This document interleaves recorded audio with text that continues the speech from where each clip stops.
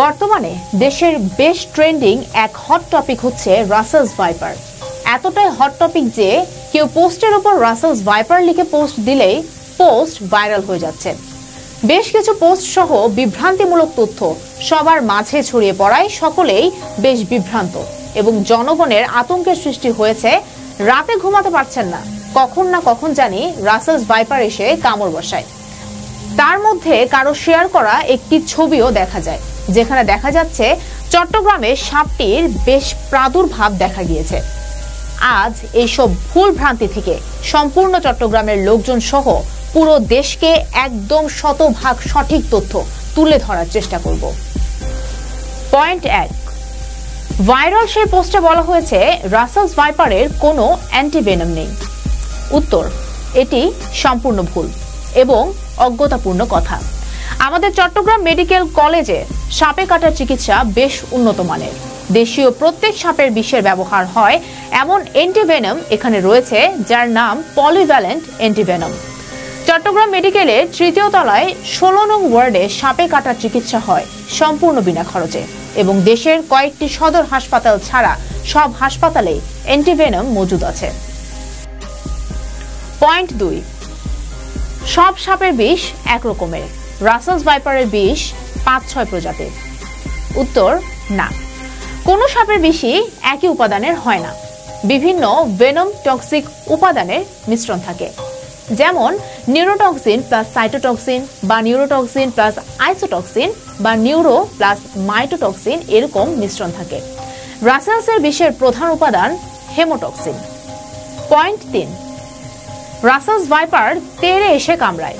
এটি বিশ্বের 1 নং আক্রমণাত্মক সাপ, আবার বিশ্বের 5ম বিষধর সাপ। উত্তর, না, এটিও ভুল। রাসেলস ভাইপার কেন বিশ্বের সব থেকে আক্রমণাত্মক সাপ ব্ল্যাক মাম্বারও তেড়ে এসে কামড়ে দেওয়ার রেকর্ড বিরল। সেখানে রাসেলস ভাইপার তো শিশু। বিশ্বের টপ 20টি বিষধর সাপের লিস্ট করলে সেখানে রাসেলস 20-এও থাকবে না। এমনকি বাংলাদেশের টপ 5-এও এই সাপের অবস্থান নেই। বাংলাদেশের টপ 5টি বিষধর সাপের list: 1, yellow bellied sea snake; 2, hook nosed sea snake; 3, 4, 5, 6, 7, 8 number position নিয়ে বেশ তর্ক আছে, তবে এটা শিওর যে এও 3, 4, 5, 6, 7, 8 এই পজিশনে আমাদের দেশীয় 5 জাতের কালাজ এবং কিং কোবরা বসবে। এরপরে আসবে 2 গোখরা বা ট্রু কোবরা প্রজাতির সাপ। তারপরে আসবে রাসেলস ভাইপারের নাম। পয়েন্ট 4, এটি রয়েছে বিশ্বের 2য় বৃহত্তর বিষ দাঁত, আবার এটি কামড়ালে কোনো দাগ বসে না। রাসেলস ভাইপার ঘুমন্ত অবস্থায় কামড়ায়। উত্তর, কি উত্তর দেব এই প্রশ্নের? যদি এত বড় বিষ দাঁত হয়ে থাকে তবে কোনো দাগ বসবে না? আমাদের তো পিঁপড়ের হুল ফোটালেও দাগ দেখা যায়। দাঁতের দাগ থাকে না কালাজ প্রজাতির সাপদের, রাসেলসের না। আবার ঘুমন্ত অবস্থায়ও কামড়ায় কালাজ প্রজাতির সাপেরা, রাসেলস না। পয়েন্ট 5, এরা 50 থেকে 80টা বাচ্চা জন্ম দেয়। উত্তর, ভুল কথা। এরা সর্বোচ্চ 20 থেকে 40টা বাচ্চা জন্ম দিতে পারে, তবে সর্বোচ্চ একটি রেকর্ড আছে 75টি। সাধারণত এই সংখ্যা 20 থেকে 40ই হয়। চলুন আমি কমেন্টে 2য় ছবি রেফারেন্স সহ দিয়ে দেব এরা আসলে কতটা বাচ্চা দেয়। আবার এদের অর্ধেক বাচ্চায় প্রকৃতিতে টিকে থাকে না, মারা যায়। সেটা প্রত্যেক সাপের বাচ্চার ক্ষেত্রেই।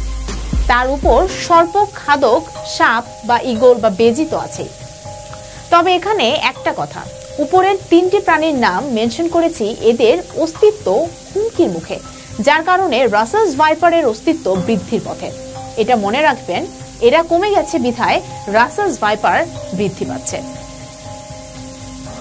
পয়েন্ট 6, বাংলাদেশের ইকোলজিতে এদের কোনো ভূমিকা নেই। ইতোপূর্বে যত প্রাণী এই দেশে ছিল, যত প্রাণী এখন নেই, তাদের বিরূপ প্রভাব আমরা দেখতেই পাচ্ছি। একটা উদাহরণ দেই, অতিমাত্রায় নির্বিষ কৃষকের বন্ধু দারাস মারার কারণে বর্তমানে ইঁদুরের প্রাদুর্ভাব মাত্রাতিরিক্ত। ইকোলজিতে প্রত্যেকটা প্রাণীরই সমান গুরুত্বপূর্ণ ভূমিকা আছে, প্রত্যেকেই প্রত্যেকের জায়গায় আলাদা ভূমিকা রাখে। তাছাড়া রাসেলস ভাইপারের ভেনম হেমোটক্সিন। এই হেমোটক্সিন বিষ ব্যবহার করে বিভিন্ন প্রাণ রক্ষাকারী ঔষধ তৈরি করা হয়। এছাড়াও রাসেলস ভাইপারের অ্যান্টিভেনম হিউজ পরিমাণে বানাতে গেলে অবশ্যই হিউজ অ্যামাউন্ট ভেনমও দরকার হবে। আমাদের দেশে এখনো সেইভাবে ভেনম কাজে লাগানোর প্রক্রিয়া শুরু হয়নি বিধায় আমরা অজ্ঞ। তবে চট্টগ্রাম ভেনম রিসার্চ সেন্টারের বিশেষজ্ঞদের মারফত জানতে পারি শীঘ্রই বিষকে কাজে লাগিয়ে অ্যান্টিভেনম উৎপাদন সহ বিষকে মানব উপকারী কাজে লাগানোর মতো কার্যক্রম তারা ইতোমধ্যেই শুরু করেছেন। অদূর ভবিষ্যতে আমাদের দেশেও অ্যান্টিভেনম উৎপাদন হবে ইনশাল্লাহ। এবার জেনে নেওয়া যাক রাসেলস ভাইপারের প্রতিরোধ বা প্রতিকার। কামড়ালে কি করব কি করব না এসব নিয়ে। প্রতিরোধ, এটার কোনো প্রতিরোধ চট্টগ্রামের মানুষের করার প্রয়োজন আপাতত নেই, কারণ লাস্ট বহু বছরে এই সাপের কোনো রেকর্ড এই অঞ্চলে নেই। 2017-2019 সালে একটা ভিডিওতে গুলিয়াখালীতে এই সাপের ভিডিও দেখেছি, যেটা ছিল নদী থেকে সমুদ্র হয়ে ভেসে আসা একটি সাপ। তাও ওই সাপের পরবর্তীতে কি হয়েছে তা কেউ জানে না। এর মধ্যে শেষ 5 বছরেও কোনো রেকর্ড এই সাপের নেই। যদি কারো কাছে অথেন্টিক কোনো ডকুমেন্টস থাকে please feel free to share.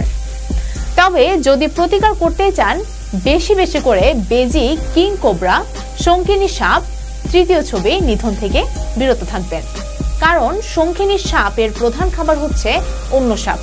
এমনকি এটি তার স্বজাতির কালাত সাপকেও খেয়ে থাকে। আর এই সাপ বিষধর হওয়া সত্ত্বেও এটি কামড়ানোর রেকর্ড একদমই হাতে গোনা। এরা কামড়ায় না সহজে, বরং ভয় পেলে মাথা লুকিয়ে কুণ্ডলি পাকিয়ে ফেলে। চট্টগ্রাম অঞ্চলের বেশ পরিচিত এই সাপ, যার বিভিন্ন আঞ্চলিক নামে পরিচিত, আনাই, আনি, হানি, দুমুখ সাপ। প্রকৃতির কোনো প্রাণীকে আসলে অযথা নিধন করা উচিত না। এতে একটির সংখ্যা কমে অপরটি বেড়ে পরিবেশের ভারসাম্য নষ্ট হয়। সুপ্রিয় দর্শক, এই বিষয়ে আপনার মতামত কি আমাদের কমেন্ট বক্সে অবশ্যই জানাবেন, এবং পরবর্তীতে কোন বিষয়ের উপর প্রতিবেদন দেখতে চান তা আমাদের জানাবেন। আমাদের সর্বোচ্চ চেষ্টা থাকবে তা করার। এতক্ষণ সাথে থাকার জন্য অনেক অনেক ধন্যবাদ।